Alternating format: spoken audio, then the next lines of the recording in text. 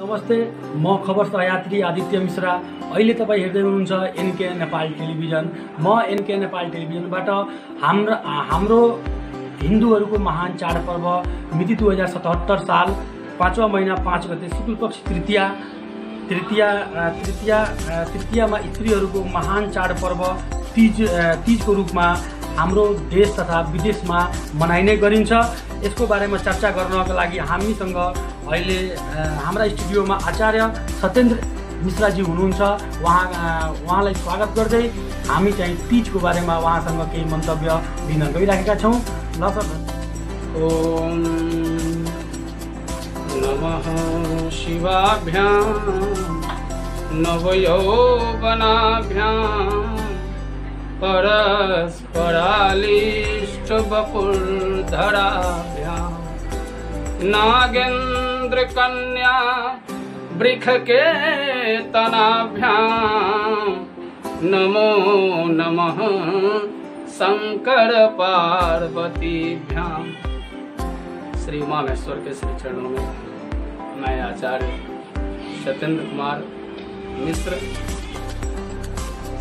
प्रणिपात होते हुए समस्त जनजीवन को, सर्वसाधारण को ये बताते हुए अपने को गौरवान्वित महसूस कर रहा हूँ कि हम सनातनियों के लिए, हिंदू सनातन धर्म वालों के लिए, विशेष करके जो स्त्री जाति है, यत्र नार्यस्तु पूज्यन्ते रमन्ते तत्र देवता, जहाँ औरतों की सम्मान होता है, जहाँ औरतों का सत्सम्मान जिस घर में रखा जाता है, वहाँ बिन बुलाए सर्व समृद्धि सुख ऐश्वर्य आ जाते हैं। और इन स्त्रियों के लिए, औरतों के लिए सबसे बड़ा महान पर्व हरितालिका व्रत जो परसों आने वाला है, और उसमें अपने धन वैभव के अनुसार, श्रद्धा सामर्थ्य के अनुसार भगवान के व्रत को करना चाहिए। विशेष करके पार्थिव निर्माण करना चाहिए, मिट्टी की पार्थिव बनाकर भगवान शिव का पूजन करना चाहिए।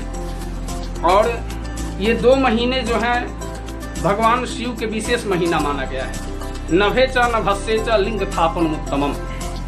ये सावन और भादो ये महीना भगवान शिव के लिए सर्वश्रेष्ठकर है, और औरतों के लिए, स्त्री जाति के लिए सबसे महान पर्व, सबसे बड़ा पर्व, सौभाग्य संवर्धन के लिए, सौभाग्य की रक्षा करने के लिए, पुत्र पौत्रों की समृद्धि के लिए ये हरितालिका व्रत है, जिसमें सविधि भगवान का समर्चन करना चाहिए, पूजा पाठ करना चाहिए, एक सावधानी और बरतना चाहिए।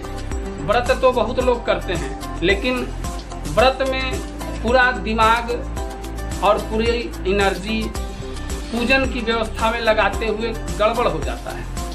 तो पूजा का मतलब होता है कि सर्व तो भावे न, भगवान को अपना सब कुछ समर्पित कर देना।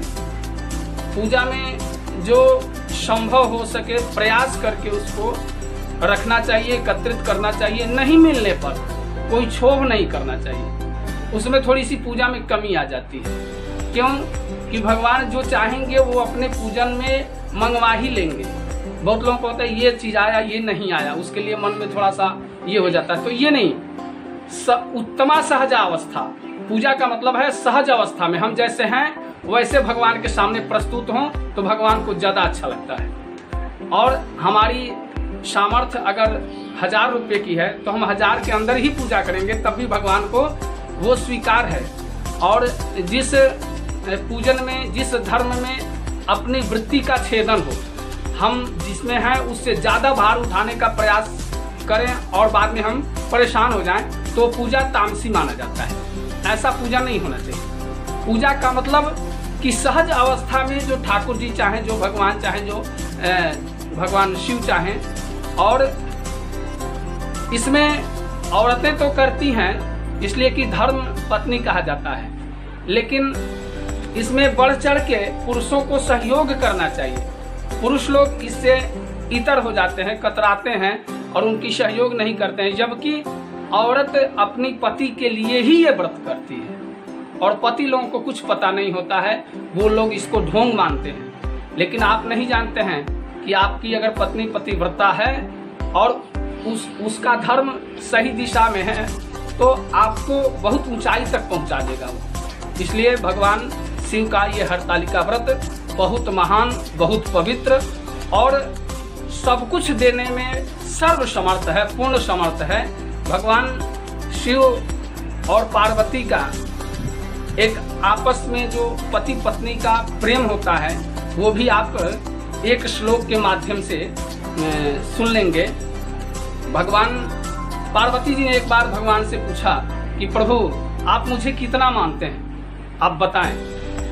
भगवान ने, वो तो हरदम समाधि में रहने वाले हैं, भगवान कहे कि टालते गए उनके बात को। एक दिन अचानक, चूंकि हठ होता है, बाल हठ, स्त्री हठ और योगी हठ, इसके आगे सब कुछ फेल हो जाता है।